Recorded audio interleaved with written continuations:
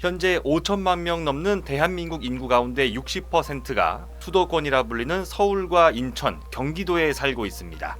수도권 이외 지역을 봐도 광역시를 중심으로 한 대도시 주변 지역에 대부분의 사람들이 몰려 있는데요. 도시화에 뒤따른 도심지 인구 집중 현상은 비단 우리나라만의 얘기가 아닙니다. 미국의 경우 50개 주 가운데 인구가 가장 많은 곳은 로스앤젤레스, 샌디에고, 샌프란시스코 등 대도시를 끼고 있는 캘리포니아주로 4천만 명에 달하는 사람들이 이곳에 살고 있습니다. 하지만 바로 오른쪽에 붙어있는 네바다주의 인구는 고작 300만 명에 불과한데요. 이는 대한민국보다 3배나 넓은 땅에 인천광역시 인구가 흩어져 사는 것과 같습니다. 사람들이 도시로 모여들면 학교나 병원 등 각종 생활 인프라가 형성되기 쉬운 조건이 갖춰집니다. 따라서 삶의 편의성이 올라가지만 그와 비례해 사람들이 많아지며 각종 문제점들도 생겨나는데요. 그중 하나가 바로 교통정체입니다. 현재 우리 인류가 주력으로 쓰는 자가용 운송수단은 자동차인데 자동차는 도로에서만 달릴 수 있기 때문에 도시 규모가 커질수록 지옥과도 같은 교통정체에 인생의 상당 시간을 허비할 수밖에 없습니다. 물론 고개를 살짝 들어 하늘을 보면 하늘은 뻥 뚫려 있다는 걸 누구나 알 수 있는데요. 극히 일부 사람들은 개인 헬기를 이용해 원하는 목적지로 빠르게 이동할 수 있습니다. 하지만 자동차와 달리 아무 데서나 이착륙을 할 수 없고 자동차보다 훨씬 더 위험합니다. 미 프로농구 LA 레이커스의 전설 코비 브라이언트 또한 자가용 헬기 추락 사고로 인해 올해 초 목숨을 잃은 바 있습니다.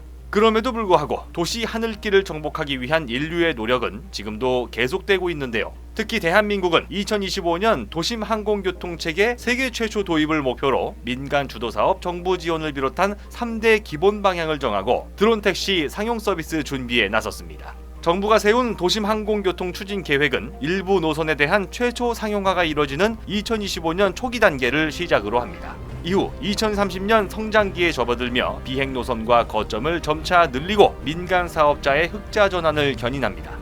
사업이 성숙기에 들어서는 2035년부터는 도시간 운항을 늘리고 자율비행 기술까지 실현하는 걸 목표로 하고 있는데요. 특히 지난 2020년 11월 11일 동아시아 최대 허브 공항이 위치한 인천광역시는 한국토지주택공사, 인천도시공사, 인천국제공항공사 등과 함께 인천도심항공교통 실증 및 특화도시 구축 협약을 체결하기도 했습니다.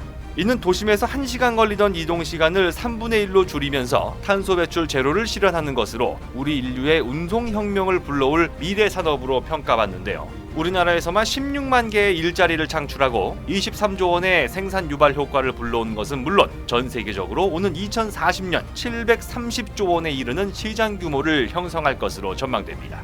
운송수단의 발달은 인류가 활동할 수 있는 물리적 공간을 확장시키는데 가장 중요한 역할을 수행했는데요. 1825년 영국의 조지 스티븐슨에 의해 인류 최초로 등장한 증기기관 열차 이후 60년 뒤인 1885년 독일인 칼 벤츠의 손에서 인류 최초 자동차가 등장하고 약 50년이 지난 1933년 미국 보잉사에서 세계 최초 금속제 여객기가 탄생했습니다. 그로부터 현재까지 각 교통수단의 끊임없는 성능 개선 작업이 이뤄져 왔습니다. 하지만 움직이는 형태에 있어 혁명적인 변화는 87년째 나타나지 않고 있는데요. 이번에 나온 대한민국 정부의 큰 그림에 따라 우리의 하늘에 세계에서 가장 먼저 하늘길 지도가 그려지길 기대합니다. 그리고 지긋지긋한 교통정체를 피해 도심 지역 하늘을 빠르고 안전하게 날아다닐 수 있는 세상에서는 꽉 막힌 도로 위에서 답답한 마음을 조금이나마 풀어보고자 자동차 핸들을 주먹으로 후려쳐야만 했던 기억들이 그저 과거의 아련한 추억으로만 남게 되길 바랍니다.